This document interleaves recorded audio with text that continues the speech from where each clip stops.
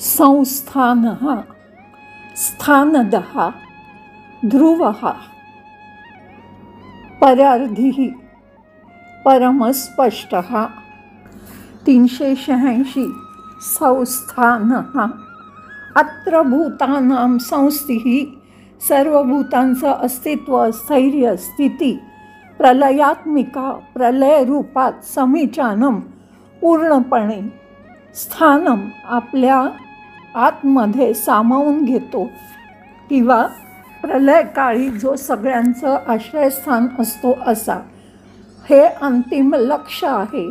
प्रलयकाळी सर्व स्वमध्ये सामावून घेणारा त्यांना एकत्र करणारा हा असा स्रोत आहे की गाढ निद्रेमध्ये आपल्या सर्व धारणा भावना विचार शांत होतात आणि त्याच्यामध्ये विलीन होतात। असा संस्थान हा ओम संस्थानाय नमः। 387 स्थानदः ध्रुवादीनां म्हणजे ध्रुव वगैरेंना कर्मानुरूपम म्हणजे त्यांच्या कर्माप्रमाणे स्थानम ददाती इति त्याला योग्य असं स्थान देणारा असा जो तो स्थानदः योग्य स्थान प्रदान करणारा प्रत्येक जीवाला त्याच्या कर्म आणि विचारानुसार फल देणारा त्यानुसार पुढील जन्म किंवा मोक्ष प्रदान करणारा तो स्थानदः ओम स्थानदाय नमः। 388 ध्रुवः अवनाशित्वात् ध्रुवः ज्याचं स्वरूप अविनाशी आहे असा तो ध्रुव स्थिर आहे।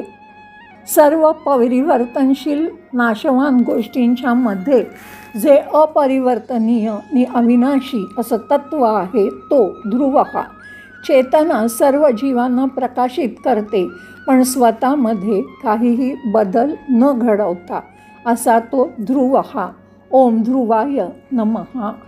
389 परर्धिः परा म्हणजे उच्चतम वृद्धिः म्हणजे वैभव संपत्ती विभूतीही वैभवशाली भव्य असलेला म्हणजे ज्याच्याकडे सर्वोच्च अभिव्यक्ती रिद्धी आहेत असा त्याचा महिमा त्याच्या विविध अवतारातून आपल्याला दिसून येतो।